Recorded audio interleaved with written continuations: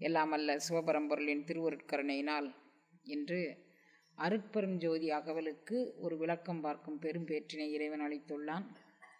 அருட்பெருஞ்சோதி அகவல் பற்றிய ஒரு உரை காணக்கூடிய பொருளா அப்படின்னா நீங்கள் நினச்சி பாருங்கள். நம்ம ஏதாவது ஒரு புஸ்தத்தை பார்த்து எழுதணுன்னா கூட நமக்கு கொஞ்சம் நேரம் எடுத்துக்கும்.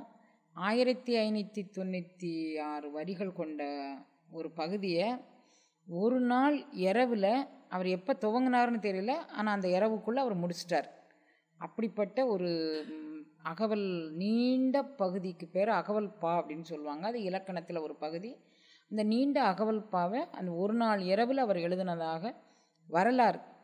வள்ளல் பெருமானாருடைய வரலாறை நம்ம இப்போ சமீப காலத்தில் வாழ்ந்தும் அவருடைய வரலாறை முறையாக யாரும் பதிவு பண்ணலை.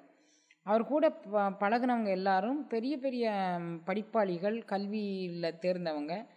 அவங்கெல்லாம் அவர் கூட பழகியும் கூட ஏன் வள்ளல் பெருமானாருடைய வரலாற்றை குறிப்பெடுக்கலை அப்படின்னு தெரியலை. ஒருவேளை இயற்கை அதை குறிப்பெடுக்க விரும்பலையே என்னவோ. காலம் கடந்த ஒன்றை பற்றி அவர் பேசுகிறாரு. அவர் பேசும்போது காலம் கடந்த உன்னை கருதுவதற்கு காலம் கருதுவது ஏன் அப்படின்னு இறைவன்ட்டே கேட்குறாரு. நான் இந்த ராகாலத்தில் தான் பூஜை போடுவேன், நான் இந்த காலத்தில் தான் பூஜை போடுவேன், அந்த காலத்தில் தான் பூஜை போடுவேன்னு சொல்கிற ஆட்களை பார்த்து கேட்குறாரு. காலம் கடந்த ஒன்றை பாடுவதற்கும் பேசுவதற்கும் காலம் கருதுவது ஏன் அப்படின்னு கேட்குறாரு. இப்போ நம்ம காலம் கடந்த ஒன்றை பற்றி பேசும்போது காலம் கருதக்கூடாது அப்படிங்கிறதுனால அவருடைய காலத்தை பற்றி நம்ம கருத வேண்டான்னு அவரே திருவுள்ளம் பாலித்து இந்த வரலாற்றை எழுத விடாமல் செஞ்சுருக்கலாம். எது எப்படி இருந்தானாலும் வள்ளல் பெருமானாருடைய வரலாறு அப்படின்னு சொல்லி பார்த்தா அவருடைய 6000 பாடல்கள்லையும் அவருடைய வரலாற்றை அவரே பதிவு பண்ணியிருக்கிறார். அகச்சான்றாக பதிவு பண்ணியிருக்கிறார். அவருடைய வரலாற்றை அகச்சான்றாக நம்ம தேர்வு செஞ்சு அதை முழுதும் அவருடைய வரலாறு முழுமைக்கும் நாம் பதிவு பண்ணணும் அப்படின்னு சொன்னால் அதுக்கு ஒரு 15-20 நாளைக்கு குறைவில்லாமல் எடுத்துக்கும். நம்ம சொல்கிறதும் அதில் தோய்ந்து சொல்வதும் அதை பொறுத்து எடுத்துக்கும். ஆனால் நம்ம அருட்பெருஞ்சோதி அகவலுக்கு போகும்போது அதுக்கு மேற்கோள் பாடலாக அவருடைய பாடல்கள்லேருந்தே பாடல்களை எடுத்து காமிச்சிக்கிட்டோன்னா அப்போ அவருடைய வரலாறு இதுதான் அப்படிங்கிறத நம்ம படம் பிடிச்சி காமிச்சிக்கலாம். அப்போ இது வள்ளல் பெருமானார் சொல்ல வர கருத்து என்னென்னா, மனம் வாக்கினில் தட்டாமல் நின்ற ஒன்றை மனம் வாக்கில் நின்று தட்டி நமக்கு சொல்ல விரும்புகின்றார். ஏன்னா அவருடைய கொள்கை முழுவதும் இறைவன் என்னை ஆட்கொண்டான், எனக்கு அருள் அளித்தான், எனக்கு அளித்த அருள் நிலையினே உங்களுக்கும் அளிக்கணும்னு சொல்லி நான் விரும்பினேன். எனக்கு அளித்த அருள் என்ன செஞ்சான் அப்படின்னு சொல்லி கேட்டால், இருளற ஓங்கும் பொதுவிலே நடம்செய் என் குருநாதன் எம்பெருமான் அருளெனும் வடிவம் காட்டி ஒன்முகத்தே அழகுறும் புன்னகை காட்டி தெருளுற அருமை திருக்கையால் தடவி திருமணி வாய் மலர்ந்து அருகில் பொருளுற இருந்து ஓர் வாக்களித்து என்னுள் புகுந்தனன் புதுமையீது அந்தோ. எம்பெருமான் எனக்கு வந்து என்ன செஞ்சான்? இருளுற ஓங்கும் பொதுவிலே நடம்செய். அவனை நான் எப்படி உங்களுக்கு அடையாளப்படுத்தி காமிக்கிறான், அவன் எனக்கு என்ன எப்படி அடையாளப்படுத்தி காமிக்கிறான்னா பொதுவில் நடம் செய் அப்படிங்கிறார். பொதுங்கிறது அண்ட சராசரத்தையும் கடந்த ஒன்றில் நின்று அருளமுதம் செய்கின்ற ஒருத்தன். அவன் எனக்குள்ள புகுந்து பொதுவிலே நடம் செய் என் குருநாதன் எம்பெருமான் அருளெனும் வடிவம் காட்டி அவன் அருளுருவா வந்தான். எனக்கு என்னுடைய உள் உணர்வில் நின்று இது ஒரு பொருள் அப்படின்னு எனக்கு சாமிச்சான். நீ என்னன்னா இப்போ கருணையும் சிவமுமே பொருள் என கருதும் அனைவருக்கும் இதுதான் பொருள்னு இறைவன் காமிச்சு கொடுப்பான். நம்ம போய் கருணைக்கு தனியாக ஒரு இலக்கணம் சொல்லணும்னு அவசியம் இல்லை, பொருளுக்கு தனியாக இலக்கணம் சொல்லணும்னு அவசியம் இல்லை. பொருள் அப்படின்னு சொன்னால் எது பொருள் அப்படின்னு சொன்னால் நான் போற்றி என் வாழ் முதல் ஆகிய பொருள் அப்படிங்கிறார் இவருடைய குருநாதர். அப்போ வாழ்முதல் ஆகிய பொருள் தான் பொருள். அந்த பொருள் எனக்கு எப்படி வந்துச்சு? அருளுற ஓங்கும் பொதுவிலே நடம் செய் என் குருநாதன் என் பெருமான் அருள் எனும் வடிவம் காட்டி ஒன்முகத்தை அழகுறும் புன்னகை காட்டி தெருளுற அருமை திருக்கையால் தடவி அவன் திருவாய் மலர்ந்து ஒரு வாக்களித்தான். அவன் என்னுடைய முதுகெல்லாம் அப்படி தடை விட்டான், அருமையாக தடை விட்டு திருவாய் மலர்ந்து ஒரு வாக்களித்தான், என்னுட்கலந்தான். அப்புறம் வாக்கு அழிச்சதோடு அவன் நிற்கலை, எனக்குள்ளேயே புகுந்து என்னோடு தான். அந்தோ இதை பற்றி எனக்கு சொல்லவே தெரியல, என்ன நடந்ததுன்னு எனக்கு சொல்ல தெரியலை அப்படிங்கிறார். அப்படி சொல்ல தெரியாத ஒரு நிலையில் என்னை அருள் அனுபவத்துக்குள்ள ஆட்படுத்தினா அப்போ இந்த அருள் அனுபவம் எனக்கு எப்படி கிடைச்சிதுன்னு நான் நினச்சி பார்க்குறேன். நானே தவம் புரிந்தேன் நானிலத்தீர், அம்பலவன் தானே வந்து என்னை தடுத்தாண்டான், ஊனே புகுந்தான் என் உள்ளம் புகுந்தான், உயிரில் புகுந்தான் கருணை.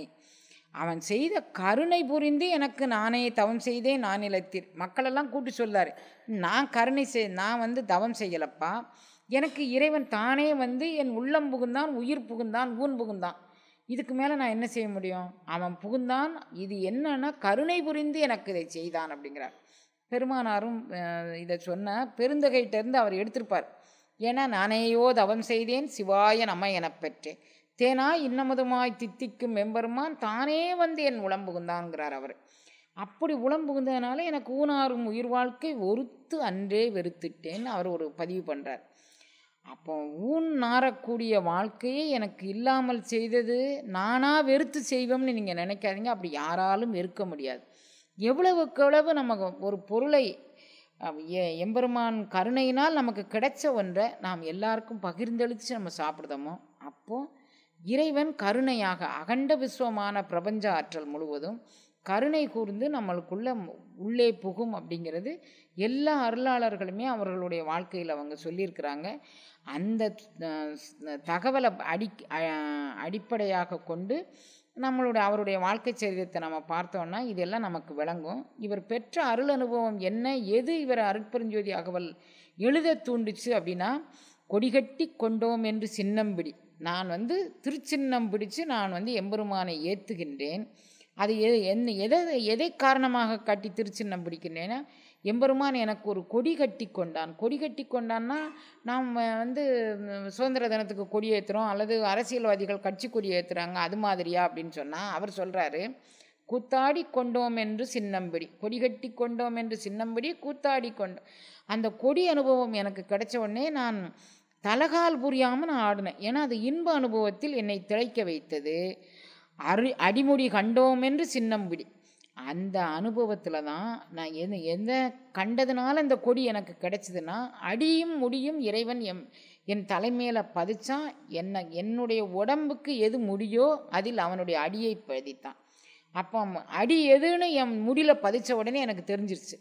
அப்போ இந்த உடலுக்குள்ளே எது தலைமுடிக்கு மேலே அவனுடைய அருள் அனுபவங்கக்கூடியது பதிஞ்சது, இதுதான் அடிமுடி அப்படின்னு. அடிமுடி கண்டோம் என்று சின்னம்பிடி, அருளமுதம் உண்டோம் என்று சின்னம்பிடி. அருளமுதம் எப்படி கிடைக்கும் அப்படின்னா, உச்சந்தலையிலிருந்து உள்நாக்கு பகுதியில் ஒரு சவ்வு போல் ஒரு பகுதி தொங்கி கொண்டிருக்கிறது. இது இவ்வளவு தெளிவாக திருமந்திரத்திலையும் 2 பாடல்கள் இதில் விளக்கியிருக்கிறாங்க. அந்த சவ்வு போல் அப்படி தொங்கிக்கிட்டு இருக்கிறதுலேருந்து அகண்ட பிரபஞ்ச ஆற்றல் எனக்குள்ள அருளார் அமுத பொலிவாக உள்ளே புகுந்து கொண்டே இருந்தது. அதை நான் உணர்ந்தேன் அப்படின்னு அவர் சொல்கிறார். அது உணர்ந்த பிறகு எனக்கு இந்த உலகத்தில் எனக்கு எதுவுமே ஒரு பொருட்டாக தெரியலை. நான் பொன்னுடம்பு பெற்றேன், நான் புகழுடம்பு பெற்றேன், நான் அருளுடம்பு பெற்றேன், இன்புடம்பு பெற்றேன். அவர் தான் பெற்ற அருள் அனுபவத்தை எப்படியெல்லாம் நமக்கு விளக்க முடியுமோ அதெல்லாம் விளக்கி சொல்கிறாரு. அந்த மணிவாசக பெருந்தகை பெற்ற அருள் அனுபவத்தை தான் நானும் பெற்றேன் அப்படின்னு சொல்கிறதுக்காண்டி சொல்கிறாரு. மண்புருவ நடுமுதலாய் மனம் புதைத்து, அதாவது எல்லாரும் மனதை கொண்டு ஒரு இடத்துல செலுத்தி இறைவன் எங்கே இருக்கிறான் அப்படின்னு நெடுங்காலம் என்புருவாய் தவம் செய்தார் எல்லோரும் ஏமாக்க. அங்கே தவம் இருக்கிறாங்க. புற்றுமாய் மரமாய் புனல் காலே உண்டி அண்ட வாரரும் பிறரும் வற்றி யாரும் நின் மலரடி காணாமன்ன. எல்லாரும் புற்றாக நிற்காங்க, மரமாக நிற்காங்க. புற்று நிற்கும்னா புற்று அசையாமல் நிற்கும், மரம்னா அசையும். அசையாமல் நிற்கிறது என்னென்னா, கும்பகத்தில் நின்று நான் எப்படியாவது, கும்பகனா மூச்சு அடக்கி தவம் பண்ணுறது, நான் எப்படியாவது இறைவனை பிடிச்சிருவோம்னு நிற்கிறாங்க. புற்றுமாய் மரமாய், மரம் காற்றடிக்கும் போதெல்லாம் அசையும். அவள் எப்போதாவது உயிர் புத்துன்றும் போது ஒரு மூச்சு இழுத்து விட்டுக்கிறது, அதுக்கப்புறம் அசையாமல் இருக்காது. அப்போ புற்றாக நின்று மூச்சே இல்லாமல் கும்பகத்தில் நின்று தவம் பண்ணுறவங்க இருக்கிறாங்க. அசைஞ்சு மூச்சை ஏற்படுத்திக்கிட்டு தவம் பண்ணுறவங்க இருக்கிறாங்க. அப்புறம் புனல் தண்ணியை குடித்து வாழ்கிறவங்க இருக்கிறாங்க, காற்றை குடித்து வாழ்கிறவங்க இருக்கிறாங்க. அவர்கள்லாம் மண்புருவ எல்லாம் இந்த உலகத்தில் எல்லாரும் என்புருவாய் நிற்க அவரெல்லாம் ஏமாற்க அவங்க என்புருவம் பெற்று அப்படி நிற்கிறாங்க. ஏன்னா அவங்களுக்கு ஊன் சரீரத்துக்கு தேவையான சாப்பாடு கிடைக்கல. ஊன் சரீரத்தை வளர்க்குற உணவு கொடுத்தா தான் ஊன் வளரும். அது வளர்க்குறதுக்கு இல்லாமல் பட்டினி போட்டோடனே அது வளரலை. மண்புருவ நடுமுதலாய் மனம் புதைத்து நெடுங்காலம் என்புருவாய் தவம் செய்தார் எல்லாரும் ஏமாக்க, அன்புருவம் பெற்று அதன் பின் அருளுருவம் அடைந்து பின் என்புருவம் ஆயினை எழில் வாதவூர் இணை. அப்போ வாதவூர் எம்பெருமான் என்ன செஞ்சார் அப்படின்னு கேட்டால், வாதவூர் எம்பெருமானை இறையே அப்படின்னு சொல்கிறார்.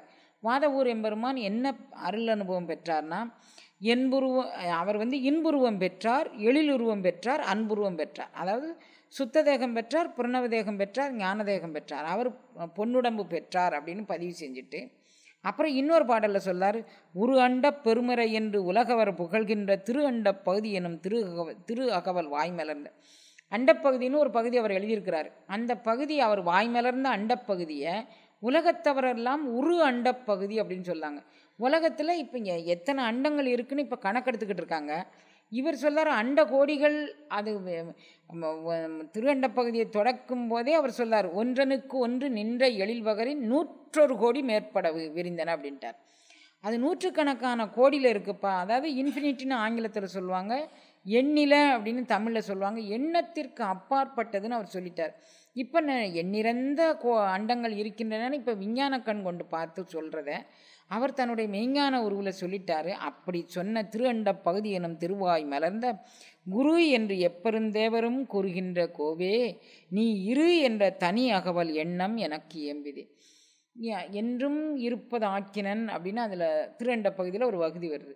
அந்த பகுதியை எம்பெருமான் எனக்கு பார்த்து இரு அப்படின்னு சொன்னால், அந்த இருன்னு சொன்னதையே நான் ஒரு சொல்லாக நினைத்து அதுவே குரு வாக்கியம் அப்படின்னு நினச்சி நான் அதுக்குள்ளே மூழ்கிட்டேன் அப்படிங்கிறது தான் இவர் சொல்கிறாரு.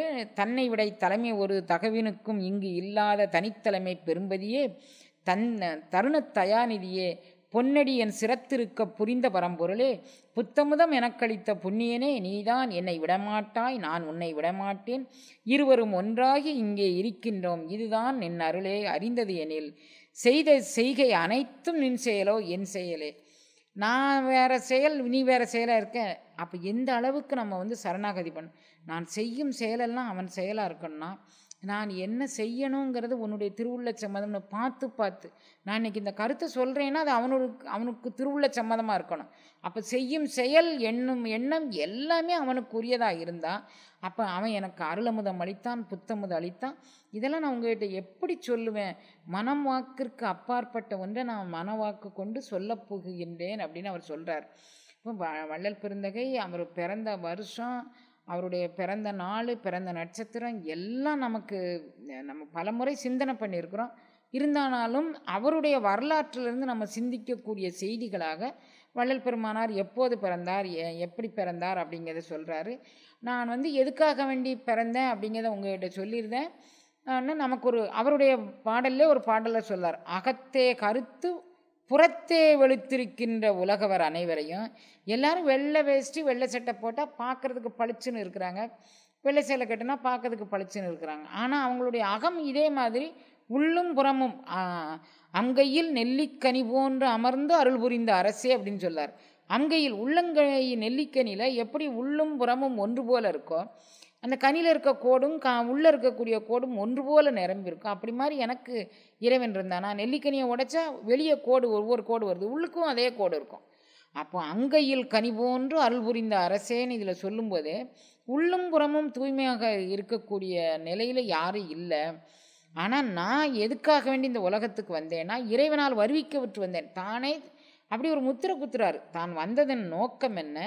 அகத்தே கருத்து புறத்தே வெளுத்திருக்கின்ற உலகவர் அனைவரையும் சகத்தே திருத்தி, இந்த உலகத்தில் சகம்னா உலகம், சகத்தை திருத்தி சன்மார்க்க சங்கத்து அடைவித்திட. எல்லாரும் நீ என்று, நான் என்று, ஜாதி என்று, குலம் என்று, அது சாத்திர சண்டை என்று. இப்போ இலையை இங்கே போட்டு சாப்பிட அங்கே போட்டு இலையை தப்பாக போட்டாங்க, அதனால் இவங்க நம்ம ஜாதியே இல்லையோ அப்படின்னு கூட கல்யாணத்தை நிறுத்தியிருக்கிறாங்க ஒரு காலகட்டத்தில். காய்கறிகளை இப்படி தான் வரிசைப்படுத்தி வைக்கணும், அவங்க தப்பாக வச்சுட்டாங்க, அப்போ இவங்க நம்ம ஜாதி இல்லையோ அப்படின்னு திருமணத்தை நடத்தியிருக்காங்க. இப்படியெல்லாம் இருக்கக்கூடிய சாத்திர சண்டைகளிலே கோத்திர குப்பைகளிலே அபிமானித்து அலையும் உலகீர் நீங்கள் வம்மின் நம்மளை கூப்பிடுறார். இதிலெல்லாம் நீங்கள் கவனத்தை செலுத்தாதீங்க. காலம் கடந்த கடவுளை காணுவதற்கு காலம் கருதுவது ஏன்? நீங்கள் இதெல்லாம் பார்த்துட்டு இங்கே நிற்காதீங்க. உங்களுக்கு எம்பெருமான் காலம் கடந்த ஒன்றுன்னு நான் அடையாளப்படுத்துகிறேன். அவன் மனம் வாக்குக்கு அப்பாற்பட்டவன் நான் அடையாளப்படுத்துகிறேன். அவன் அருளமுதம் தந்து நம்மளை என்றும் இருக்க பண்ணுவான்னு அடையாளப்படுத்துகிறேன். அவன் அடியும் முடியும் நம்மகிட்ட இருக்கிறத அவன் காமிச்சு தருவான். நம்ம உடம்புல உண்டான முடி எதுவோ அது அந்த இடத்துல அவன் தன்னுடைய அடியை பதிக்கிறான். அப்போ 2 பேருக்கும் ஒரு உறவை ஏற்படுத்திக்கிறான். அந்த உறவை பற்றி கொண்டு நீங்கள் இறைவனை அடையலாம்ங்கிறதுக்காக வேண்டி அவர் சொல்லார், சகத்தை திருத்தி சன்மார்க்க சங்கத்தை அடைவித்திட உகத்தே இறைவனால் வருவிக்க உற்று வந்தேன். இறைவன் என்னை போ அப்படின்னு சொன்னால் அதனால் நான் வந்தேன் அப்படின்னு அவர் சொல்கிறாரு.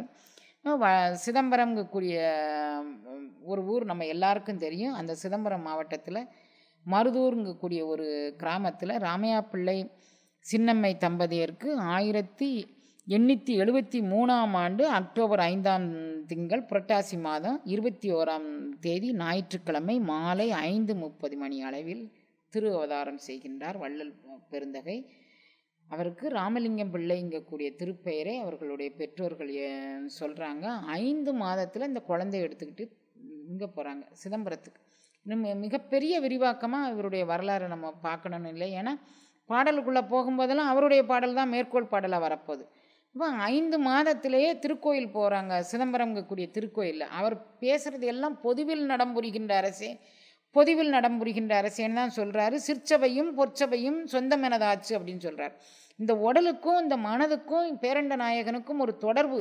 அந்த ஒரே நேர்கோட்டில் நின்று மண்புருவ நடுமுதலாய் அப்படின்னு முதலே சொல்லிட்டார். மணிவாசகரை சொல்லும்போது எது நடுவோ அந்த நடுவை பிடித்து கொண்டு நான் எல்லாரும் கண் புதைத்து நிற்கிறாங்க, மனம் புதைத்து நிற்கிறாங்க, நெடுங்காலம் தவம் இருக்கிறாங்க, நான் அவனை கண்டு கொண்டேன் அப்படின்னு ஒரு உறுதிப்பட சொல்கிறாரு. அப்போ இவர் அந்த சிதம்பரத்துக்கு போன உடனே அவரை அறியாமல் பொதுவில் நடம் செய்கின்ற அரசன் நம்ம இந்த உலகத்துக்கு இதுக்கு தான் வருவிக்க உற்று நாம் வந்திருக்கிறோம் அப்படிங்கக்கூடிய ஞானம் 5 மாதத்திலே அவருக்கு தோன்றியதாக அவர் பதிவு செய்கிறார்.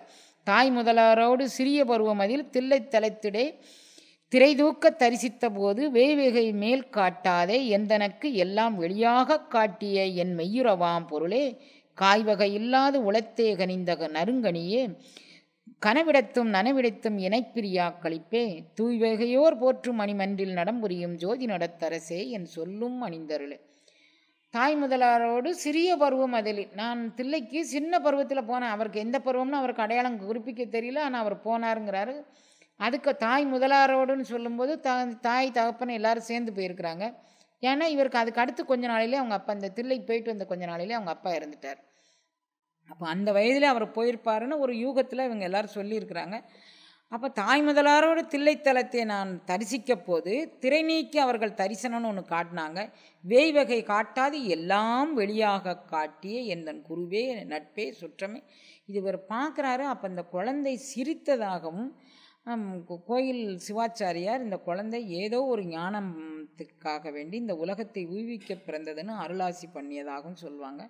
நம்ம அந்த ரொம்ப கதைகளுக்கு ரொம்ப சம்பவங்களுக்கு போக வேண்டாம், சின்ன சின்ன விஷயங்களுக்கு அப்படி போகலாம்.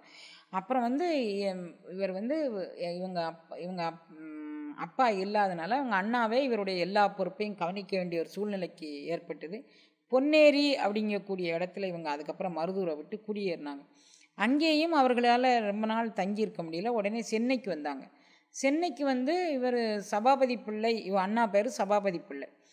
சபாபதி பிள்ளை தன்னுடைய குருநாதர் சபாபதி, இவ அண்ணா சபாபதி பிள்ளை, இவங்க குருநாதர் பேர், அவங்களுடைய குருநாதர் பேர் காஞ்சிபுரம் சபாபதி முதலியார் அப்படின்னு பேர். சபாபதி முதலியார்கிட்ட எனக்கு எப்படியாவது என் தம்பி ஒரு ஆளாக்கி விடுங்க அப்படின்னு சொல்லி இவர் ஒரு குறிப்பிட்ட வயது வளர்ந்த உடனே இவரை கொண்டு போய் அவங்ககிட்ட கொண்டு விடுறாங்க. இவர் கற்க வேண்டிய பாடம்ங்கிறது இவருக்கு இல்லை. ஏன்னா அருட்பெருஞ்சோதி அகவல் அவர் சொல்கிறார், ஓதாது உணர்ந்திட ஒளியளித்து எனக்கு ஆதாரமாகிய அருட்பெருஞ்சோதி. எனக்கு ஆதார ஆற்றல் தில்லைத்தலத்தே அவர் பொதுவில் நடம் செய்யும் போதே எனக்கு அவர் காமிச்சு கொடுத்துட்டாரு. திரை நோக்கி தரிசிக்க சென்றபோது வேய்வகை காட்டாது எல்லாம் வெளியாக காட்டிய எந்தையங்கிறார். எனக்கு மேலே வேய்வகைனா கூரை, எனக்கு கூரை தெரியலை, எல்லாம் வெட்ட வழி அனுபவமாக தெரிந்ததுன்னு முதல்ல அவர் படிச்சிட்டார். எப்போ அவருக்கு இறைவன் காட்டி கொடுத்தானோ அப்போவே படிச்சிட்டார். இப்போ போய் திரும்ப ஸ்கூல் போய் படி அப்படின்னு சொன்னால் அவருக்கு இவங்க ஸ்கூலில் கற்றுக் கொடுக்குற பாடம் எதுவுமே இவருக்கு இதில் ஏறலை. இவர் உள்ளுக்குள்ளே இவர் பெற்ற அனுபவங்களே சுற்றி வருது. அவரே பதிவு பண்ணுறாரு, கற்றது மற்ற அவ்வழி சூது அது என்று எண்ணா தொண்டரெல்லாம் கற்கின்றார். இது ரொம்ப நுட்பம். மந்தனம் இதுவென மறுவிலா மதியால் அந்தனர் வலுத்தும் அருட்பெருஞ்சோதின்னு அவர் சொல்கிறார். மந்தனம்னா உள்ளுக்குள்ளேயே நமது வாசியை சுற்றி சுற்றி சுற்றி சுற்றி உள்ளுக்குள்ளேயே என்னுடைய நிலைப்பாடு என்ன, நான் எதை அடைந்தால் நான் உன்னை அடைய முடியும், எது நான் வந்து பெறக்கூடிய பேர் என்ன, இந்த இப்பிறவிலேயே நான் உய்திக்கு வழி தேட மாட்டேனான்னு சொல்லி நான் இங்கே போய் கேட்டு அங்கே போய் கேட்டால் அவங்க எங்கேயோ நீ 10 மாதம் 20 மாதம் படி 50 மாதம் படி உனக்கு இந்த வேதங்கள் படி சாஸ்திரங்கள் படி புராணங்கள் படி இதிகாசங்கள் படி அப்படி தான் சொல்லுவாங்க. விவேகானந்தர் அப்படி தான் லோன்னு எல்லா பக்கம் அலைஞ்சார். கடைசி ராமகிருஷ்ண பரமஹம்சர்கிட்ட வந்த உடனே ராமகிருஷ்ண பரமஹம்சர் இவருக்கு தொட்டு எது தொட்டு காட்டாத வித்தை சுட்டு போட்டாலும் வராது அப்படிம்பாங்க. அவர் தொட்ட உடனே அவருடைய ஸ்பரிசம் பட்ட உடனே இவர் ஏதோ ஒரு மௌனத்தில் ஆழ்ந்து போனார். அது எப்படி இருந்தது அந்த மௌனம்னா, அந்தரங்கத்தின் அந்தரங்கம் நுகர முடியாத ஒரு அனுபவம்னு மட்டும்தான் அவர் சொல்கிறாரே தவிர அது இப்படி தான் இருந்தது, இதை தான் செஞ்சிச்சு அப்படின்னு அவரால் சொல்லி காமிக்க முடியலை. அப்போ அந்தரங்கத்தின் அந்தரங்கம் உணர முடியாத ஒரு ஞான அனுபூதியை பற்றி இவருக்கு யார் வெளியே வந்து சொல்ல முடியும்? அதனால் அவர் சொல்றார், கற்றது மற்ற அவ்வழி அது மாசூது, அது அவங்களுக்கும் பேரண்ட நாயகனுக்கும் மட்டுமே தெரிஞ்ச ஒரு பாடம். இதை வெளியே இருந்து ஒருத்தர் நீ எத்தனாவது வகுப்பு படிக்கன்னு கேட்டால், நீ எந்த காலேஜில் படிக்க, எந்த சப்ஜெக்ட் எடுத்து படிக்கன்னா, என்ன மாதிரி ஒரு சப்ஜெக்ட் எடுத்து படிக்கிறவன் சொன்னால் உனக்கு இந்த பாடம் எடுத்தாங்களா அந்த பாடம் எடுத்தாங்களான்னு கேட்டுக்கலாம். அது புற வழி செய்திக்கு புறப்பொருளை காட்டி கொடுப்பதற்கு, புற உலகத்தில் நமது வயிற்றுப்பாட்டிற்கும் நாம் தங்கும் இடத்திற்கும் நம் உறவினர்களை திருப்திப்படுத்துவதற்குமான படிப்புக்கு அந்த பொருள் உதவிக்கு அந்த கல்வி பயன்படும். இவர் சொல்கிறார் சூது அது அப்படின்ட்டார். இது மிக ரகசியமானதும் நுட்பமானதும் அந்தரங்கத்தின் அந்தரங்கம் நுகரக்கூடியதுமான ஒரு பொருள். அப்போ கற்றது மற்ற அவ்வழி சூது அது என்று எண்ணா தொண்டரெல்லாம் கற்கின்றார் பண்டும் என்றும் காணார். காலங்காலமாக படிச்சுக்கிட்டே இருக்கிறாங்க, ஒன்றையும் அவங்க கண்டபாடில்லை. கற்றவர்கள் விழுங்கும் கற்பக கனி அப்படிங்கிறார். இது விழுங்கி கொள்ளக்கூடிய ஒரு பொருள், இதை வெளியே இருந்து இதுதான் அப்படின்னு சொல்லி பார்க்க முடியாது அப்படிங்கிறார். எற்றதும்பு மணிமன்றில் இனிய நடம் புரியும் என்னுடைய துறையே, நான் நின்னுடைய அருளால் கற்றது நின்னிடத்தே. நான் எங்கே கற்றேன்? இவங்க சபாபதி முதலியாற்ற போய் கற்றுட்டு வாங்கன்னு சொல்கிறாங்க. எற்றதும்பு மணிமன்றிடத்தே, நான் வந்து மணிமன்றங்கக்கூடிய வெட்ட வழி அனுபவத்தின் மூலமாக நீ எனக்கு குருவாக வந்து அடியும் முடியும் காட்டி கொடுத்தாய். அருளமுதம் உண்டேன் என்று சின்னம்பிடி. அப்போ எனக்கு அடிமுடி காட்டி கொடுத்தான் என்று சின்னம்பிடி, அருளமுதம் உண்டேன் என்று சின்னம்பிடி அப்படின்னு சொல்லார். அருள் அனுபவத்தை பெற்ற ஒரு உயிர் தான் அதை பற்றி அனுபவிக்க முடியும். அப்புறம் நமக்கு அவங்க எடுத்து சொன்னாலும் நமக்கு ஒரு சின்ன ஒரு நல்ல ஊழ் இருந்தால் மட்டுமே நம்மளால் அதை புரிஞ்சுக்கொள்ள முடியும். அப்போ அவர் இதெல்லாம் நான் அருள் அனுபவம் பெற்றேன்னு சின்னம்படி நமக்கு உதாரணமாக சொல்லிட்டு அப்புறம் சொல்கிறாரு, நான் எற்றதும்பு மணிமன்றில் இன்பம் நடம்புரியும் என்னுடைய துறையே, நான் நின்னுடைய அருளால் கற்றது நின்னிடத்து. நான் என்ன கற்றேனோ அது நீ நான் வேய்வகை காட்டாது எல்லாம் வெளியாக காட்டும் போதே நான் கற்றது நின்னிடத்து, பின் கேட்டது நின்னிடத்து, உட்கொண்டது நின்னிடத்து, பெற்றது நின்னிடத்து, இன்புற்றதும் நின்னிடத்து. நான் கற்றது கேட்டது பெற்றது இன்புற்றது எல்லாமே எம்பெருமானுடைய திரு அனுபவத்தின் மூலமாக நடந்திருக்கு. இப்போ தனியாக போய் என்னை போய் கற்க சொன்னால் நான் எப்படி போய் கற்பேன்? இந்த ஸ்கூலில் போய் பாடம் படி, இதில் நீ வருமானம் தேடிக்கலாம் அப்படின்னு சொன்னால் நான் என்ன செய்வேன்? ஆனால் இவர் எந்த நிலையை பற்றி சொல்கிறாருன்னு யாருக்காவது புரியுமா? அது புரியாது. இவங்க வந்து எப்படியாவது இந்த குழந்தை தகப்பன் இல்லாத குழந்தை, இவங்க நல்லா வளர்க்கலை அப்படின்னு சொல்லி தன்னை யாரும் குறை சொல்லிடக்கூடாதுன்னு அவன் அண்ணன் சபாபதி பிள்ளை ரொம்ப வருத்தப்பட்டு, நீங்கள் கட்டாயம் இவங்களுக்கு எப்படியாவது இவருக்கு பாடம் சொல்லி கொடுக்கணும்னு சொல்லி ஒவ்வொரு ஆசிரியராக போய் விடும்போது எங்கேயுமே அவர் நிற்க மாட்டேங்கிறார். உடனே வீட்டில் வந்து வீட்டை மாட்டேன், இனிமேல் தம்பி வந்தால் சாப்பாடு கொடுக்க வேண்டாம், அவன் சாப்பிட்டுட்டு அவன் ஊரை சுற்றிட்டு இருக்கிறதுக்கு எதுக்கு சாப்பாடு கொடுக்கணும், அவன் படிச்சுட்டு வந்தால் சாப்பாடு கொடுத்தா போதும், இல்லாட்டி நம்ம சாப்பாடு கொடுக்க வேண்டாம் அப்படின்னு சொல்லாங்க. அந்த அம்மா பேர் பார்வதி அம்மா அப்படின்னு பேர். அவள் பார்வதியே தான். பார்வதி வந்து நான் பசித்த போதெல்லாம் தான் பசித்ததாகி, எல்லாருக்கும் பார்வதி தேவி எந்த குழந்தை கஷ்டப்பட்டானாலும் உமையம்மை பொறுப்பாளா? அந்த அம்மா வந்து தன்னுடைய மைத்துனர் மாதிரி சாப்பிடாமல் இருக்கிறாருன்னு சொல்லிட்டு எங்கேயாவது அவர் இருந்தாருன்னா தேடி பிடிச்சி கொண்டு வந்து, அண்ணாச்சி இல்லாத போது நீ வந்து சாப்பிட்டு போப்பான்னு, அண்ணன் இல்லாத போது வந்து சாப்பிட்டு போன்னு கணவனுக்கு தெரியாமல் இந்த அம்மா சாப்பாடு பரிமாறிக்கிட்டு இருக்கிறாங்க. ஒரு நாள் அவங்க வீட்டில் ஏதோ ஒரு விசேஷம் வருது. அந்த விசேஷத்துக்கு இவர் அங்கேருந்து வந்து சாப்பிட வந்திருக்கிறாரு. எல்லா உறவினர்களும் கண்காண முன்வாசலில் வந்து சாப்பிட்டு போக, வீட்டில் பிறந்த பையன் பின்வாசலில் வந்து சாப்பிட்டு போகிறாரு அப்படின்னு அந்த அம்மாவுக்கு ரொம்ப அழுக வந்துட்டு, அவங்க ரொம்ப ஏங்கி அழுகிறாங்க. எல்லா சாப்பாடும் ஆறி அனலாக போகிற நேரத்தில் அவங்க வந்து சாப்பிட்டதை நினச்சி ரொம்ப வருத்தப்பட்டு அழுதாங்க. அப்போ என்ன பண்ணன்னு தெரியல. அவங்க அழுதுகிட்டு இருக்கிறத பார்த்தோன்னே எதுக்கு அந்நியார் அழறாங்கன்னு இவர் கேட்குறாரு. யாருக்குமே அதாவது மண்ணாங்கட்டி பிதிர்வது கண்டு கூட பொறுக்காதவர் அப்படின்னு சொல்கிறாங்க அவரை. ஒரு கட்டிக்கு மேலே கால் வச்சாராம் அவருக்கு, அது அப்படியே உடஞ்சி நொறுங்கி போச்சான். ஓ, உன்னுடைய உருவத்தை உடைச்ச பாவி ஆயிட்டேனே அப்படின்னு சொல்லி அவர் வருத்தப்பட்டாராம். ஒரு வாட்டி இவரை காண்பதற்கு ஒரு பெரிய பண்ணையார் ஒருவர் குதிரை வண்டியில் அப்படியே வந்துக்கிட்டே இருந்தாராம். வேகமாக குதிரை வண்டியில் வரும்போது குதிரை வண்டி ஒருவேளை இவர் சத்சங்கத்தை முடிச்சுட்டு இவர் வேறு இடத்துக்கு போயிடுவாரோ, தன்னால் காண முடியாதவனு வண்டியை கொஞ்சம் வேகமாக ஓட்டுப்பானானா. வண்டிக்காரன் இதை குதிரையை அடித்து வேகமாக ஓட்டினானா. வேகமாக ஓட்டிட்டு அங்கேருந்து வந்தோடனே அவர் சும்மா இருக்காமல் அப்படியே வந்து நமஸ்காரம் பண்ணிட்டு சொன்னாராம், சுவாமி நீங்கள் போயிடுவீங்களோ என்னமோன்னு வேகமாக குதிரையை அடித்து ஓட்டி கொண்டு வந்துட்டேன்னு சொன்னார். இவர் அப்படியே கொஞ்ச நேரம் அப்படியே பொறுமையாக கை கூப்பி நின்றுட்டு நேராக அப்படி பின் வாசல் வழிக்கு போனாராம். அந்த குதிரையை அப்படின்னு வருடி விட்டாராம். ஏன்னா இவருக்கு இந்த வருடி விட்டு அவங்க குருவாக, அவங்க தெய்வமாக, இஷ்ட தெய்வமாக, குலதெய்வமாக இறைவன் வந்து வருடி விட்டு ஒரு வாக்களித்து அருளமுதம் கொடுத்த அனுபவத்தை அவர் பெற்றவர் இல்லையா. அந்த அனுபவம் எவ்வளோ சுவையாக இருந்ததுங்கிறது அவர் பிற உயிர்கள்ட்ட காமிச்ச இரக்கம் காரணமாக தான் அவருக்கு பெற்றுது. அதனால் அவர் இப்படி வருடி விட்ட உடனே, அந்த பாவியால் தானே தங்கம் நீ இவ்வளவு கஷ்டப்பட்டு வந்த, நான் பிறந்திருக்கலைன்னா, நான் என்னை பார்க்கறதுக்கு அவர் வரலைன்னா நீ இத்தனை அடி வாங்கியிருக்க மாட்டியே தங்கம் அப்படின்னு சொல்லி அவர் அந்த வருடி விட்டு அழுதுகிட்டு இருக்கும்போது எல்லாரும் குருநாதர் பின்னால் போயிருக்கிறாரு, என்ன நடந்ததுன்னு வந்து பார்க்க வரும்போது இவர் அழுதுகிட்டு நின்னாராம். அப்போ இவருடைய நிலைப்பாடு எப்படிலாம் இருந்திருக்கும் பாருங்க. ஒருத்தரை கடுக்குன்னு பேசுகிறதோ சிந்திக்கிறதோ நமக்கு ஒரு பெரிய காரியம் இல்லை. யாருனாலும் கடுக்குன்னு பேசிடலாம்.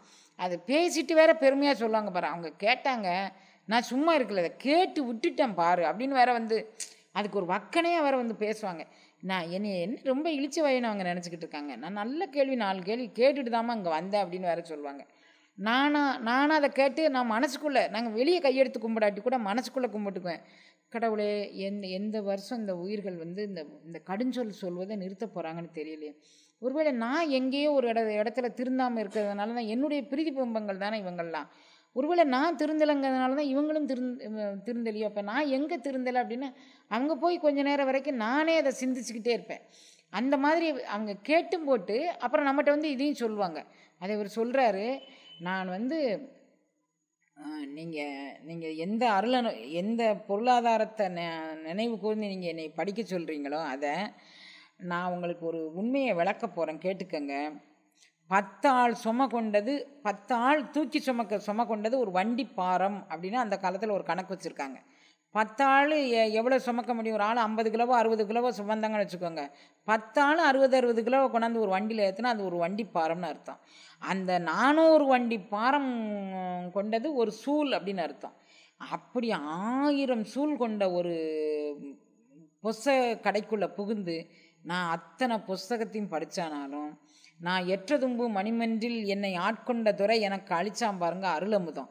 அந்த அருளமுதம் புத்தமுது உண்டேன் என்று சின்னம்பிடின்னு சொல்கிறார் பாருங்க. அந்த புத்தமுது இதில் கிடைக்குமானா கிடைக்காது. நான் இவங்களுக்கு எப்படி சொல்லுவேன்? ஒரு வண்டிங்கிறது 10 ஆள் 60 ஆள் சும கொண்டது ஒரு வண்டிங்கிறாரு. அந்த வண்டிக்கு மாதிரி எத்தனை வண்டி கொண்டது? 400 வண்டி கொண்டது ஒரு சூளுங்காரு. அப்படி 1000 சூள் கொண்ட புஸ்தத்தை படித்தானாலும் இந்த ஞானம் வராதுங்கிறார். அப்போ அந்த ஞானம் பெறுவதற்கு நான் என்ன செய்ய வேண்டும் அப்படின்னா, உயிரிறக்கம்ங்கக்கூடிய பண்பு இருந்தால் அந்த ஞானத்தை பெற முடியும் அப்படின்னு சொல்கிறாரு. ஆதியிலே என்னை ஆண்டு என் அறிவகத்தை அமர்ந்த அப்பா, என் அன்பே, என் ஆருயிரே, அமுதே, வீதியிலே விளையாடி திரிந்த பிள்ளை பருவம் மிகப்பெரிய பருவம் என வியந்தருளி அருளாம் ஜோதியிலே விளைவுறச் செய்து இனிய மொழிமாலை தொடுத்திடச் செய்து அணிந்து கொண்ட துறையே, சிற்பதுவாம் நீதியிலே நிறைந்த நடத்தரசே, இன்று அடியே நிகழ்த்திய சொல்மாலையும் நீ நிகழ்த்தியருளே. அனுபவ மாலைங்கக்கூடிய இதில் சொல்கிறாரு, நான் எப்போ இறைவன் வந்து என்னை ஆட்கொண்டான் அப்படின்னா, ஆதியிலே என்னை ஆண்டு என் அறிவகத்தே அமர்ந்த அப்பா, என் அன்பே. நான் வீதியில் எத்தனை வயசு வரைக்கும் விளையாடுவோம்? 15 வயசு வரைக்கும் விளையாடுவோம். அதுக்கு மேலே வீதியில் விளையாட மாட்டேன். எல்லார் வீட்டுக்கும் அப்போ ரொம்ப படிப்பு படிக்காதவங்கலாம் 10-12 வயசுக்கு மேலே உழைக்க போயிடுவாங்க. வீதியில் விளையாடனா 5 வயசு 6 வயசு வரைக்கும் பிள்ளை பருவமதியில் என்னை ஆண்டு கொண்ட துறையே அப்படின்னு சொல்கிறார். 9 வயதிலேயே அவர் ஆண்டு கொண்டதாக இன்னும் 2 இடங்களில் பதிவு செய்தார். அப்போ இந்த 9 வயதிலே அவர் ஆண்டு கொண்டு அருளணித்ததை ஏதோ ஒரு அருள் அனுபவத்தை நமக்கு விளக்குவதற்காக அவரை இறைவன் இங்கே அறிவிக்கவுற்று அவர் வந்ததாக தான் அவரே பதிவு பண்ணியிருக்கிறார். இப்போ இந்த பொன்னுடம்பு பெறுறது, இந்த சுத்த உடம்பு, பிரணவ உடம்பு, ஞான உடம்பு அப்படிங்கிறத பற்றியெல்லாம் நமக்கு தெரிஞ்சிருக்கிறதுக்கு சந்தர்ப்பமே கிடையாது. வள்ளல் பெருமானாருடைய இப்போ நம்ம திருவண்ட பகுதியில் அந்த அனுபவத்தை தான் அவர் பாடுறாரு. இந்த திருவண்ட பகுதி கடைசி பகுதி முழுதும் அல்லூறு ஆக்கை அமைத்தனன் ஒள்ளிய கண்ணல் கனிதேர் களிரன கடைமுறை என்னையும் இருப்பது ஆக்கினன் எண்ணில் கருணைவான் தேன் கலக்க அருளொடு பராமுது ஆக்கினன் அப்படிங்கிறார். அப்போ இந்த உடம்பு பெற்ற அருள் அனுபவ நிலையை கண்ணல் கனிதேர் களிரன கடிமறை என்னையும் இருப்பது ஆக்கினன் அருளொடு பராமுதும் ஆக்கினன். அப்போ அருள் அனுபவங்கிற கூடியது ஒன்றில் முக்கி எடுத்து பராமுதுங்கக்கூடிய என்றும் கெட்டுப்போகாது. அமுது எத்தனை ஆண்டு இருந்தாலும் கெட்டுப்போகாது. அப்படி இந்த உடலை அவன் ஆக்கியனான் அப்படின்னு சொல்கிறார். அப்படி ஒரு அருள் அனுபவத்தை அவர் வர்ணித்தானாலும் அதில் சுத்த தேகம், பிரணவ தேகம், அப்புறம் ஞான தேகம்ங்கக்கூடிய ஒரு விரிவாக்கம் இதில் தான் கொடுக்குறார். அப்போ நீங்கள் தான் மணிவாசக பெருந்தகையாக இருந்தீங்களா அப்படின்னு சொல்லி அவர்கிட்ட எல்லோரும் கேட்கும்போது அவர் சொன்னாராம், இந்த பாவிக்கும் அப்படி ஒரு பெரிய பட்டமா? நம்மன்னா என்ன சொல்லியிருப்போம், எங்கள் அன்பர்கள் எல்லாரும் என்னையும் ரொம்ப மணிவாசகருக்கு சமமாக சொல்லுதாங்க அப்படி தானே நம்ம சொல்லியிருப்போம். அவர் சொல்லலை பாருங்கள். இந்த பாவியை அவங்ககிட்ட இது செவிவழி செய்தான். அவருடைய இதில் ஒன்றும் ஆதாரம் இல்லை. ஆனால் மாணிக்க வாசகர் பற்றி அவர் 10 பாடல்கள் பாடியிருக்கதும் அந்த 10 பாடல் மட்டுமே நமக்கு போதும் நம்ம ஞானம் பெறுவதற்கு. திருவாசகம் ஒரு பக்கம் இருந்தாலும் அருட்பா ஒரு பக்கம் இருந்தாலும் அந்த 10 பாடலுமே என்ன சொல்லுதுன்னு கொஞ்சம் ஆழமாக போனோன்னா அதுவே போதும் நம்ம ஞான நிலை பெறுவதற்குங்கக்கூடிய அளவில் அவர் சொல்கிறாரு. அப்போ இங்கே இவங்க அந்நியார் வேண்டிக்கிட்டபடி நான் தனியாக ஒரு அறை இருந்து நான் அந்த அறையில் இருக்கிறேன், எனக்கு அது மட்டும் ஏற்பாடு பண்ணுங்கிறாரு. தனி அறையில் உட்காந்து இவர் ஏற்பாடு பண்ணி கொடுக்குறாரு. அந்த தனி அறையிலிருந்து இந்த காலம் அவர் பயிற்சி செய்கிறார். ஒரு நாளைக்கு அவங்க அண்ணனுக்கு சுகம் இல்லை. அப்போ அங்கே காஞ்சிபுரத்தில் ஒரு வீட்டில் போய் கதை வாசிக்கக்கூடிய இடத்துக்கு அவர் போகணும். அங்கே ஒரு இடத்துக்கு இவர் கதை வாசிக்க போகிறதுக்கு தன்னுடைய தம்பியவே போக சொல்கிறார். தம்பியை போச்சன்னா அவர் ஒரு வார்த்தைக்கு மட்டும் ஒரு நாள் முழுதும் சொல்லியிருக்கிறாரு. அது மட்டும் இல்லை, 8 மணிக்கே கதையை ஆரம்பித்தாங்கன்னா 2 மணி வரைக்கும் அந்த ஒரு வார்த்தைக்கே முடிவடையலை. அவ்வளவு நீண்ட நேரம் சொற்பொழி பண்ணியிருக்காரு. யாரும் சளைக்கவும் இல்லை, தூங்கவும் இல்லை. எல்லாரும் அப்படியே கேட்டுக்கிட்டு இருந்திருக்காங்க. ஒருவேளை முருகக்கடவுளே இவர் அவதாரம் எடுத்து நமக்கு இவ்வளவு ஜால வித்தைகள் மூலமாக ஒளி வண்ணத்தை நமக்கு பரப்புறாரோன்னு நினைக்கக்கூடிய அளவிற்கு இவருடைய பேச்சாற்றலும் இவருடைய ஒளி ஆற்றலும் அவங்கள எல்லாரையும் கவர்ந்திருக்கு. அப்புறம் 2-3 நாள் தொடர்ந்து இவரே போய் கதை படிக்கட்டும்னு அவங்க எல்லாரும் விரும்பி கேட்டுக்கிட்டதுனால இவர் போய் கதை படிக்கிறாரு. ஒரு 5-6 நாள் கழித்து அங்கே அவர் என்ன தான் படிக்கிறாருன்னு கேட்டுட்டு போகணும்னு இவர் வந்தபோது அவங்க அண்ணனுக்கு இவர் இவ்வளோ பெரிய அறிவாளியான அப்போ தான் அவருக்கே தெரிஞ்சிச்சான்.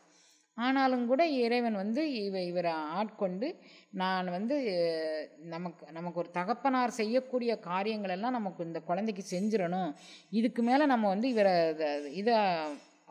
இது மாதிரி விடக்கூடாது அப்படின்னு நினச்சி அவருக்கு சின்ன பருவத்திலேயே அவருக்கு திருமணம் செய்து வைக்கணும்னு சொல்லி விரும்புகிறாங்க.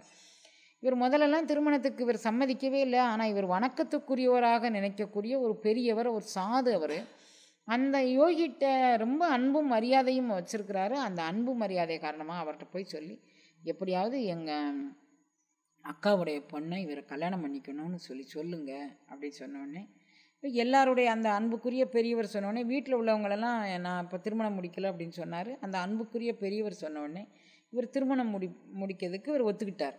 அப்போ எம்பெருமான் திருக்கருணையினால் இவருக்கு திருமணம் நடக்கும்போது அவர் சொல்கிறாரு, இன்னும் இங்கே என்னை மங்கையர் முயக்கில் எய்துவித்து விடுவாயோ அதுவும் உந்தன் உழப்புணர்ப்பு, இங்கு எனக்கு ஒரு சிறிதும் சம்மதம் அன்றுதான், இதனை பண்ணுவது என்ன? நான் உனக்கு சொல்லி நீ புரிஞ்சுக்கணுமா கண்ணே? இதனை பண்ணுவது என்ன? நான் என்னை மங்கையர் முயக்கில் நீ முயல்வித்துடுவாயோ, என்னை இன்னும் திருமண பந்தம்ங்கக்கூடிய ஒரு பந்தத்தில் அகப்பட வச்சு இல்லறம்ங்கக்கூடிய ஒரு இதை நடத்த செஞ்சிருவியா அப்படின்னு நினைக்கும் போதே இதை நான் உனக்கு பல்கால் பண்ணுவதன் நான் உங்ககிட்ட சொல்லிக்கிட்டே இருக்கேன். முதல்ல இருந்தே என்னுடைய உறவினர்கள் என்னை நிர்பந்தப்படுத்துகிறாங்கன்னு சொல்லிக்கிட்டே இருக்கேன். இப்போ ஒரு பெரியவர் மூலமாக என்னை நிர்பந்தப்படுத்தி திருமணம் பண்ண வைக்காங்க. அதை உனக்கு நான் இதில் நான் பல்கால் வரைவது என்ன, நான் இதை உன்கிட்ட ஓயாமல் சொல்லுறது என்ன, இதில் பால் உண்ணும் காலையே அருவருப்பு எனக்குண்டு. நான் எப்போ பிறந்தனோ பிறந்ததில் இந்த பால் உண்ணும் காலையே என் தாயிட்ட நான் பால் குடிக்கும்போது கூட என்னுடைய உணர்வு என்ன சொல்லியிருக்கு, நான் ஒரு கருவை சுமர்ந்து நான் இன்னொரு குழந்தை பெற்று ஒரு திருமணம் நடத்தி நான் இப்படி மாதிரி ஒரு நிர்பந்தத்திற்கு இன்னொரு குழந்தைய நான் ஆளாக்கிடக்கூடாதுன்னு, இதில் பாலுண்ணும் காலையே எனக்கு அருவருப்பு உண்டு, இதனை பல்கால் பகர்வது என்ன. நான் இது ஓயாமல் உனக்கு சொல்லுமா, எந்தன் உழப்புணர்ப்பு நீ அறிந்தது தானே. என் மனசுக்குள்ளே நான் என்ன நினைக்கேன், என்னுடைய நாடி நரம்புகள் என்ன பேசுன்னு உங்ககிட்ட மறைக்கலாம், இவங்ககிட்ட மறைக்கலாம். நம்ம வயிற்றுக்குள்ளே ஏதோ ஒரு கட்டி இருக்குது அப்படின்னா இந்த ஸ்கேனுக்கு அது அகப்படலை, அந்த ஸ்கேனுக்கு அது அகப்படலை, நீங்கள் ஒரு எண்டோஸ்கோபிக் பண்ணிக்கிட்டு வாங்க, எண்டோஸ்கோபிக் பண்ணிட்டு வாங்கன்னு பலவிதமான தொழில்நுட்பங்களை கொண்டு பண்ணி அதுலேயும் அகப்படாமல் எத்தனையோ பேர் கேன்சர் வந்து செத்துடுறாங்க, உள்ளே என்ன இருக்குன்னு கண்டுபிடிக்க முடியாமல். அப்போ அது மாதிரியாக இறைவனுடைய தொழில்நுட்பம், அவனுடைய தொழில்நுட்பம் ரொம்ப அட்வான்ஸ்டு டெக்னாலஜி. அவன் வந்து இந்த மாதிரி உண்டான தொழில்நுட்பத்திற்கெல்லாம் அப்பாற்பட்டவன். அவன்கிட்ட போய் இவர் முன்னால் போய் நின்று சொல்கிறாரு, இதனை நான் உனக்கு பல்கால் பகர்வது என்ன, என்னுடைய உழப்புணர்ப்பு நீ அறிந்தது தானே, நான் என்ன நினைக்கிறேங்கிறது உனக்கு தெரியாதா பிரபு, ஏன் என்கிட்ட இதில் கொண்டு என்னை மாட்டி விடுத அப்படின்னு சொல்கிறாரு. முனித்த வெவ்வினையோ நின் அருட்செயலோ, எனக்கு எப்படியே தெரியல, முனித்த வெவ்வினையோ, நான் கடுமையான வினை வாங்கி வந்திருக்கேன்னு நினைக்கிறேன், வெவ்வினை. அது முனினா எனக்கு இதை ஃபோர்ஸ் பண்ணி, அதாவது ஊழ்வினை உறுத்து வந்து ஊட்டும்னு சொல்லாங்கள்ல, ஒரு நிர்பந்தத்தின் மேலே என் தலையில் வச்சு கட்டிச்சோ. இப்போ இதெல்லாம் நம்ம படிக்கும்போது நம்மளுடைய மனச்சம்மதம் இல்லாமல் சில காரியங்கள் நடக்கும்போது இந்த அருளாளர்களுடைய கதைகளை நம்ம நினச்சி பார்க்கணும். ஓ, வள்ளல் பெருமானார் வந்து முனித்த வெவ்வினையோ மற்ற உந்தன் உள்ள சம்மதமோன்னு கேட்குறாரு. அப்போ ஏதோ ஒரு வினைப்பதிவு எனக்கு இருந்து இந்த சூழ்நிலையில் என்னை படைச்சிருச்சோ. நின் அருட்செயலோ தெரிந்திலேன் மோகமேல் இன்றி தனித்தனி ஒரு சார் மடந்தையர் தமக்குள் ஒருத்தியை கைதொடச் சார்ந்தேன். ஏதோ ஒரு பொண்ணை நிர்பந்தப்படுத்தி என்னை கல்யாணம் பண்ணி வச்சுட்டாங்க, ஒருத்தியை கைதொட சார்ந்தேன். அவள் கையை தொட்டு இந்த மணமேடையை சுற்றி வர செய்வாங்கள்ல, அது மாதிரி கைதொட சார்ந்தேன். எனக்கு நிர்பந்தப்படுத்திச்சு, வெவ்வினை வந்தது. குனித்து மற்ற அவளை தொட்டன நன்றி கலப்பிலேன் மற்ற இது குறித்து பனித்தனன் நினைத்ததோறும் உள் உடைந்தேன் பகர்வது என் எந்த நீ அறிவாய். நான் திருமணம் பண்ணி அவளுக்கு கல்யாணம் பண்ணிட்டேன், அந்த உயிர் என்ன நினைக்கும், நான் நிர்பந்தம் இல்லாமல் ஓடி இருக்கலாம் தானே.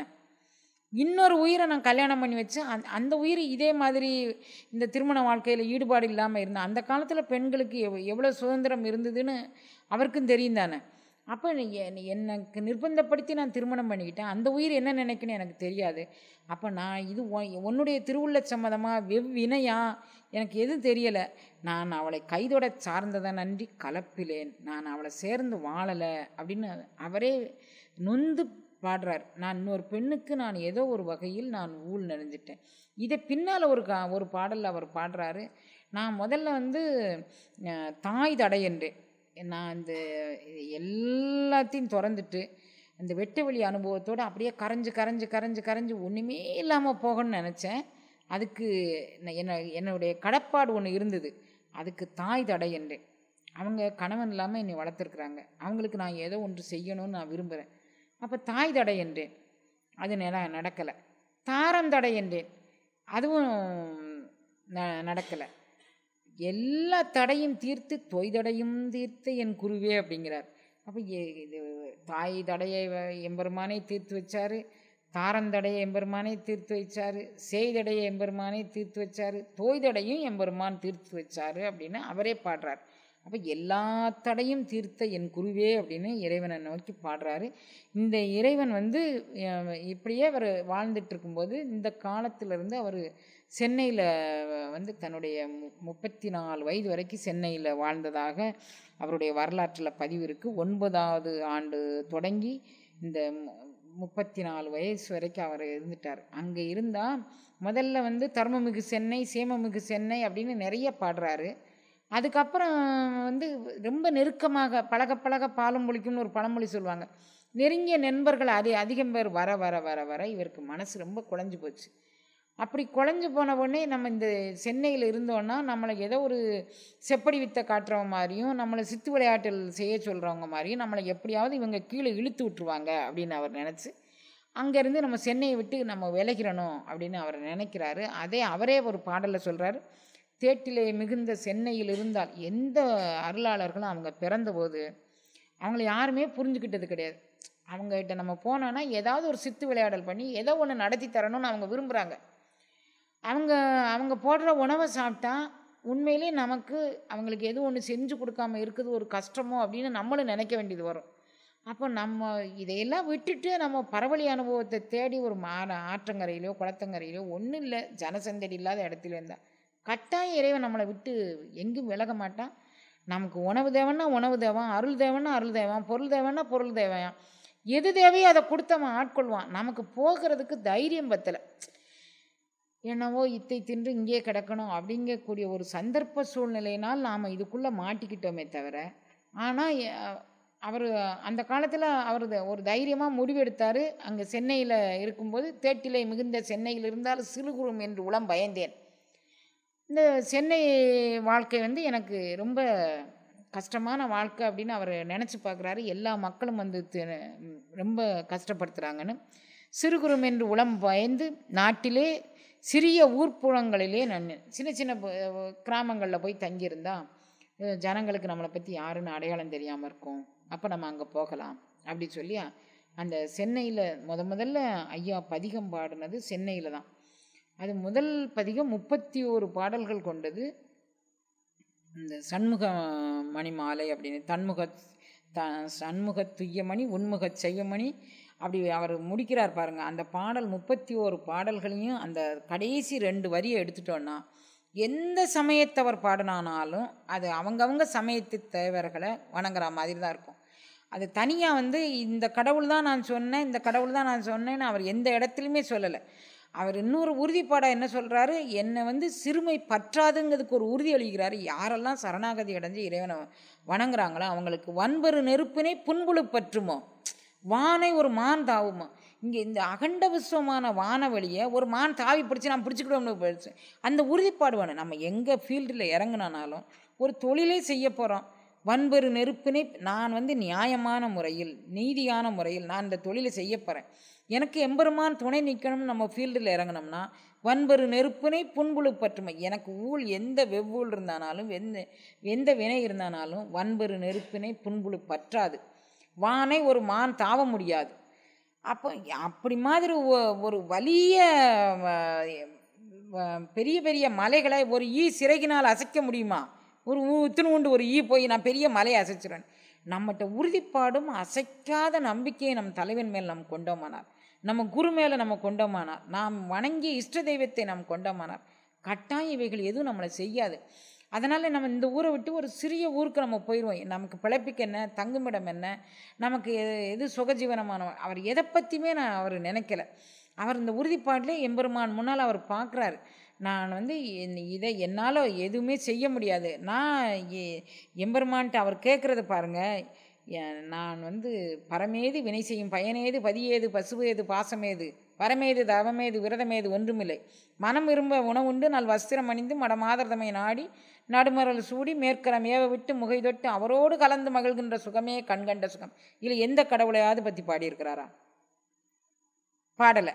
காம உட்பகைவனும் கோபவெங்கொடியனும் கனலோப முழுமூடனும் கடுமோக வீணனும் கொடும் மதமென்று இயம்பு துட்ட கண்கட்ட ஆச்சாரியம் கொலையென்று இயம்பு பாதகனுமாம் இவ்வெழுவரும் இவர் குற்ற உறவான பேர்களும் என்னை பற்றிடாமல் ஆண்டருள் புரிவார். இதுக்கப்புறம்தான் அவர் சண்முக துய்யமணி உண்முக செய்வமணி சண்முக தெய்வமணின்னு கொண்டுட்டு வரார். இது எந்த கடவுளையாத பற்றி பாடியிருக்கிறாரா? ஒருமையுடன் எனது திருமலரடி நினைக்கின்ற உத்தமர்தம் உறவு வேண்டும், உள்ளன்று வைத்து புறமன்று பேசுவார் உறவு கலவாமை வேண்டும், பெருமை பெறும் நினது புகழ் பேச வேண்டும், பொய்மை பேசாதிருக்க வேண்டும், பெருநெறி பிடித்து உலக வேண்டும், மதமான பேய் பிடியாதிருக்க வேண்டும், மறுவு பெண்ணாசை. நீ கல்யாணம் பண்ணிக்கூட குழந்தை பெற்றுக்க தப்பில்லை, வேறொரு பொண்ணை போய் மறுவுற பாரு, மறுவு பெண்ணாசையை மறக்கவே வேண்டும். எவ்வளவு நெறிப்படுத்துகிறார் பாருங்க ஜனங்களை. கல்யாணம் கட்டிக்கோ, பிள்ளை பெற்றுக்கோ, என்ன வேணால் செஞ்சுக்கோ, அந்த ஒரு பெண்ணோடு அவளோடு தொடர்பு கொண்டு அவளோடு நீ வாழ்ந்து அவளோடே நீ மடிஞ்சு போ. எதை பார்க்கதெல்லாம் பார்த்துக்கிட்டு இது ஏன் ஆள், இது ஓ ஆள், உனக்கு என்ன எப்படி சொல்ல, எப்பேற்பட்ட அருளாளர்கள் பிறந்த புண்ணிய பூமியில் பிறந்துட்டு அவங்கெல்லாம் என்ன நெறிய சொல்கிறாங்கன்னு ஒருத்தர் அதை கண்டுக்கிறதுக்கு இல்லாமல் எப்படி பேசிக்கிறாங்க. இப்போ மறுபு பெண்ணாசையை மறக்கவே வேண்டும். எல்லாரையும் நேசிக்குங்கப்பா, ஆனால் இந்த மாதிரி வழியில் நின்று பேசிங்கன்னா அவர் சொன்ன வன்பெரு நெருப்பினே புண்புழு பற்றுமோன்னு நம்மளும் உறுதியாக நிற்கலாம். நமக்கு தான் அங்கே இல்லையே, எங்கெங்கோ தெரிஞ்சதெல்லாம் நம்ம மனசை விட்டுருதமே. அதனால் ரொம்ப உறுதிப்பாடாக இப்படி எல்லா பாடலும் படித்தானாலும் அந்த 31 பாடல்லையும் கடைசி 4 வரி தான் அந்த கந்தகோட்டம்ங்கக்கூடிய இடத்த பற்றி அவர் பாடுறார். மீதி எல்லா வரிகளும் நம்மளுடைய மனதை இறைவன்பால் திருப்புவதற்கு எது நெறி எது நெறி அல்லாத நெறி அப்படின்னு சொல்லி பாடினதான். அங்கே 7 கிணத்து பகுதியில் துலுக்கானம்மை பதிகம்னு பாடியிருக்கிறாரு. அந்த இவர் திருவொற்றியூர் வடிவுடை மாணிக்கமணி மாலைன்னு பாடியிருக்கிறாரு. நிறைய பாடியிருக்கிறாரு. ஒற்றியூர் நாதனில் பாரொடு விண்ணாய் பரந்தயம் பரணே பற்று நான் மற்றிலேன் கண்டாய் சீரொடு பொலிவாய் சிவபுரத்தரசே யாரோடு நோகேன் ஆர்க்கெடுத்துரைக்கேன்னு அவர் அழும்போது அந்த ஒற்றி மாநகரமே அப்படி அழுமா. அந்த அளவுக்கு பேரண்ட நாயகனை உள்வாங்கி அந்த அருள் அனுபவத்தை படித்து அப்படியே மயங்கி விழுந்துருவாரான். திரும்ப எழுந்து அப்படியே கையேந்தி பார்ப்பான். ஆரோடு நோக்கியன் ஆர்க்கெடுத்துரைக்கேன் ஆண்டனே அருளிலையானால் வார்கடல் உலகில் வாழ்கிறேன். இந்த பாடலை படித்து அருள் அனுபவம் முழுமையும் அவர் உள்ளத்தில் அப்படியே தேங்கி தேங்கி பொங்கி பிரவாகமாக இருந்துச்சு. இனி இந்த சென்னை வாழ் மக்கள் மத்தியில் இருந்தோம்னா நம்மளுக்கு பேயர் புகழ் அப்படி இப்படி எல்லாம் வந்துடும் அப்படின்ட்டு அவர் தேட்டிலே மிகுந்த சென்னையில் இருந்தார். சிறுகுளும் என்று உளம் பயந்து நாட்டிலே சிறிய ஊர்ப்புறங்களிலே நன்னினேன் ஊர்ப்புறம் அடுத்த காட்டிலே பருக்கை கல்லிலே புஞ்சை களத்திலே. எங்கேயெல்லாம் நான் நடந்தேன்னு அவர் படிக்கிறார் பாருங்க. ஊர்ப்புறம் அடுத்த காட்டிலே புஞ்சை களத்திலே திரிந்துற்ற இழைப்பை ஏட்டிலே எழுத முடியுமோ? நமக்கு இப்போ ஒரு சின்னதாக இந்த மேலக்கடைநல்லூருக்கு வண்டி இல்லாமல் போயிட்டு வந்தோம்னா நான் எப்படி போகணும்னு நீ நினச்சேன்? நான் என்ன நீ எனக்கு இது வாங்கி கொடுத்துருக்கியா 1 லட்சம் செலவழிச்சு? பிள்ளைகள் கேட்குது ஒரு சின்ன கடைக்கு போயிட்டு வர சொல்லுக்கு. இந்த பக்கமாக போய் பஜாரில் போய் இதை வாங்கிட்டு வாடான்னு அதுக்கு எப்படி கேட்குது. அவர் சொல்லார், நான் வந்து புஞ்சை களத்திலே பருக்கை கல்லிலே ஊர்ப்புறம் அடுத்த சிறிய ஊர்களில் நான் எப்படி லோலோன்னு அலைஞ்சேன். இதையெல்லாம் ஏட்டிலே எழுத முடியுமோ எந்த நின் திருவுள்ளம் அறிந்ததானே. நான் பட்ட பாடு என்னன்னு உனக்கு தெரியாதாப்பா?